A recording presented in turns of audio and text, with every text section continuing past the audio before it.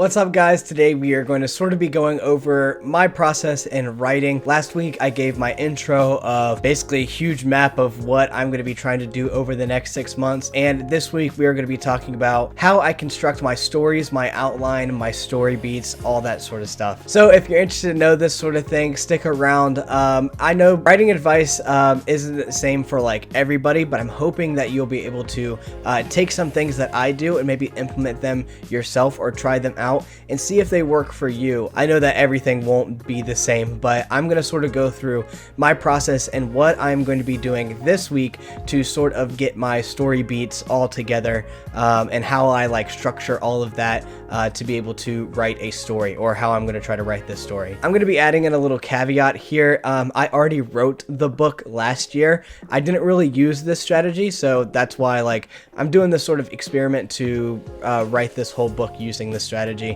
So I already do have a lot of scenes that are already written out, which will help me in the whole process hopefully go a little quicker.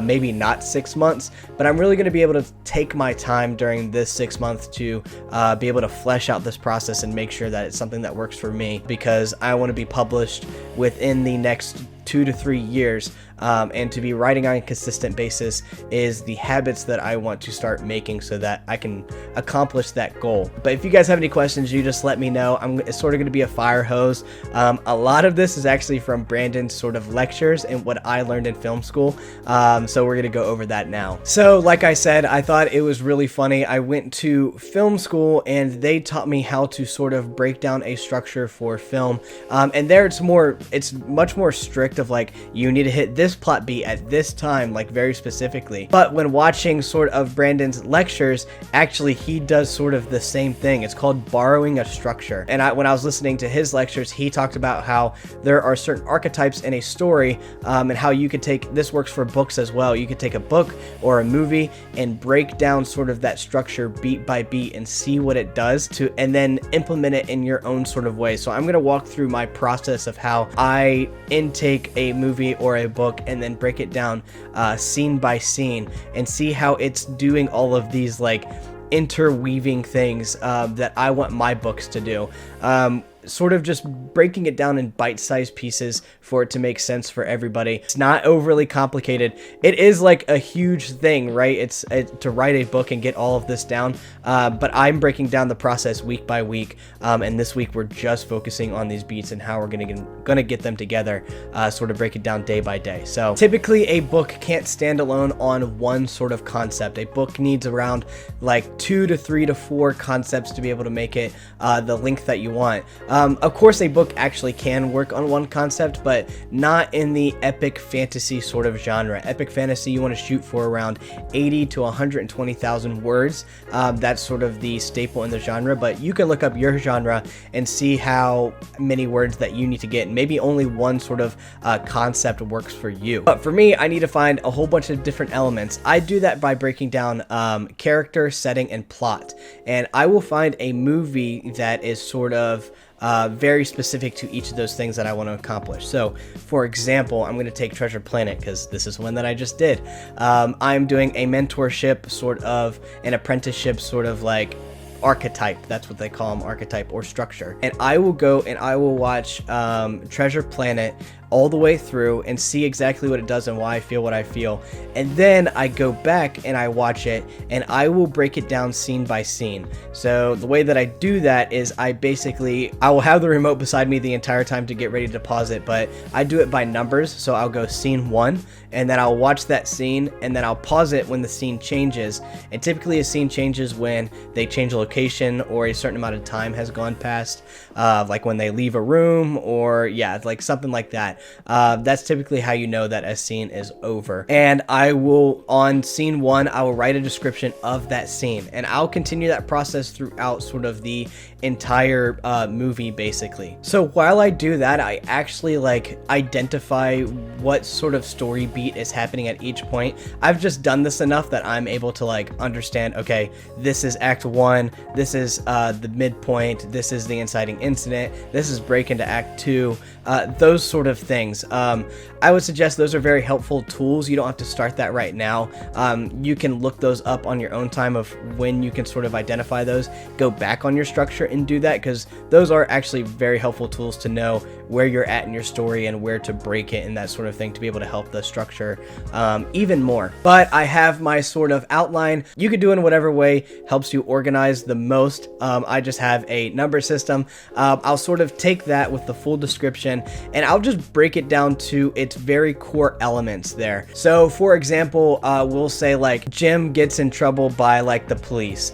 Here I'll take out the main character's name and I'll just be like, character is in trouble by authority figures or something like that. Just very brief, just very nothing in particular. You want to be vague with it because you want to like slap in your own story on there, and also you want to be able to look at the structure later and be able to do your own sort of things. You don't want to take this exact structure and just do the exact same thing. You want to just add your own new twist and nuances and extra scenes or less scenes to be able to make it your own. So this full detailed outline with the numbers, I'll like rewrite it again, but I will make it super vague, nothing in particular saying anything. I'll just say like the bare bones minimum. You should only have this about like 1 to 2 sentences. So that'll be like my outline. I'll set that aside for that story, and then I'll basically repeat that process for my plot and my setting. So that would be one of my character archetypes. I have 2 character archetypes in my book, so I'm going to break down another story and just do that. And the way that I differentiate that is because I have 2 different viewpoints. You don't have to have an archetype for every single like book. The way that for every single point of view, the way Brandon does it is he'll usually only have 1 or 2 in a Stormlight sort of book. At least that's what he said. Kaladin was his in the Way of Kings, and then he sort of just like messed around and did his own thing with Shallan and Dalinar, not really having to borrow any sort of structure. That was the underdog story, he says. You don't have to do this for every viewpoint. I'm going to be doing them because I'm in my journeyman stage and I'm just trying to figure out storytelling. Brandon can do that because he's written 13 books, so he already knows how to do all this stuff. So I'm hoping to do this with about 6 books and do it really well. And then when I get to my later books, I can reference that sort of thing and not have to do this like process every time. I hope that makes sense. But like I said, I will basically repeat this process for my character, plot, and my setting. What helps me best to organize is I have all these papers printed out, and then I have my notebook to actually just physically write it, and I will combine all of these elements together to make a whole bunch of different scenes. What I found in my experience is not like every single scene has to have something that's very significant plot point to plot, character, and setting. Some chapters can just be mainly focused on character or mainly plot. You typically don't want to have one that's mainly just a setting sort of focus. You always want it to be connected in some kind of way to the character or the plot. But I'll begin combining these elements and making scenes. Brandon does the same thing.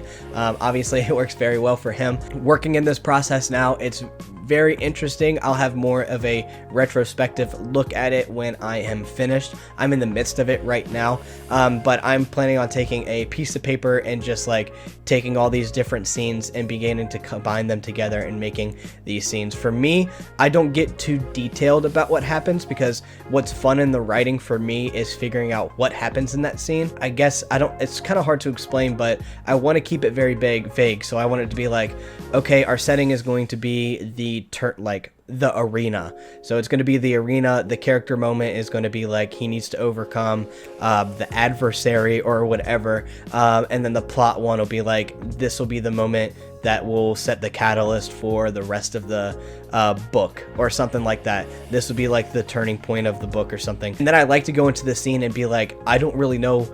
I know like what is supposed to happen very vaguely, but I don't know all the mechanics of what are supposed to be happening, like what my main character is exactly going to go through. How bad is he going to come out on the other side, or how good is he going to come out on the other side, and what characters might die, who might not, like that sort of thing. I like to keep all of that super like vague. So when I write a scene, yeah, I hope that all makes sense. I know it's really confusing. I like to know the path that I'm supposed to go on, but I don't want to know the color of the road.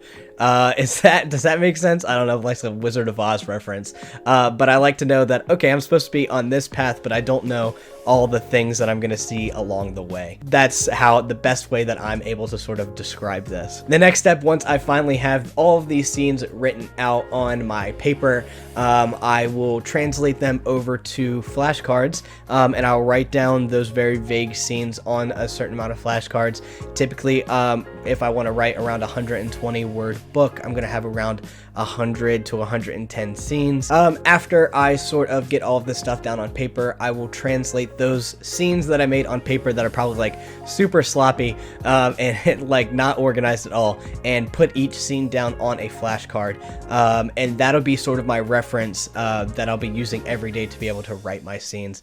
I typically like to only write a scene a scene a day, or like a chapter a day, and that's usually around sort of roughly 2,000 words, maybe a little bit less than that. And I will use sort of my character sheet, my setting sheet, my plot sheet, and then my flashcards, all for references while I'm writing, and just be super prepared, but not do too much to make me lose that sort of fun of writing and creativity of writing something new, because I still like to go into a scene not knowing exactly what is going to be the outcome. Yeah, I've explained it enough to trying to explain what exactly I'm saying, but so basically I will have my plot sheet, like a document that has sort of the plot that needs to happen, and then I'll have my character sheets, which will break down each of my characters, and then I'll have my setting sheet of that mystery of the setting that's supposed to be revealed throughout the story, and also physical sort of setting of like,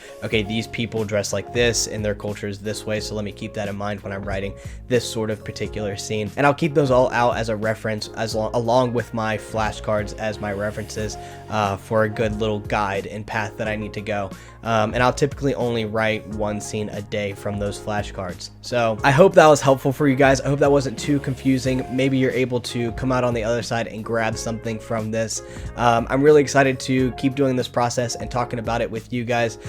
In later weeks, I'll break down sort of my character sheets and what I do for those, and then my setting sort of sheets where I break down physical sort of environment and cultural environment and that sort of things.